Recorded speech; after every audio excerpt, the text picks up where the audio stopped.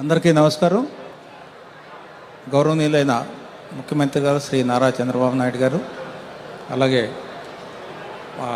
Government whip Thomas గారు, అలాగే collector గారు, ప్రెసిడెంట్ గారు, మన డిస్ట్రిక్ట్ ప్రెసిడెంట్ గారు, మన చైర్మన్ గారు, స్వచ్ఛ భారత్ చైర్మన్ గారు, తర్వాత మన ఇన్ఛార్జి మంత్రి గారు, అలాగే మన సురేష్ కుమార్ గారు, మీ అందరూ కూడా మరి ఒకసారి నమస్కారం.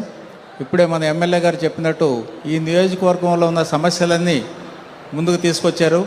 సో ఈ సమస్యలన్నిటికీ సొల్యూషన్ చూస్తూ ఉన్నారు.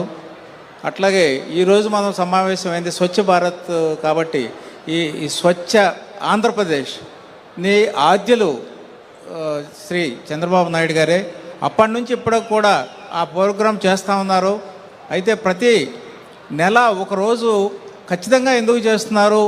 చంద్రబాబు నాయుడు గారు ముఖ్యమంత్రి అయ్యి ఉండి అంత బిజీ ఉండి కూడా ఎందుకు ఇన్ని డిస్ట్రిక్ట్ మండలం ఎందుకు తిరుగుతున్నారంటే ఆయన ఒక్కనే ఇచ్చిన పిలుపు వలన మనం అందరం కూడా పాల్గొనాలి. దానిలో ఎంత పాల్గొనాలంటే మన పక్కన ఉన్న చెత్తను మనమే తీసి పక్కన డస్ట్బిన్లో వేయాలి.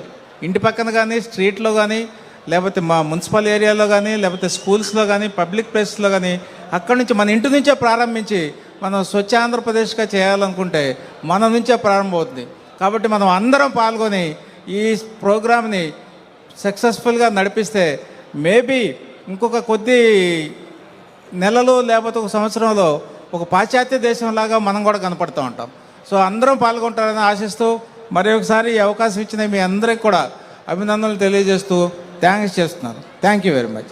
Thank you very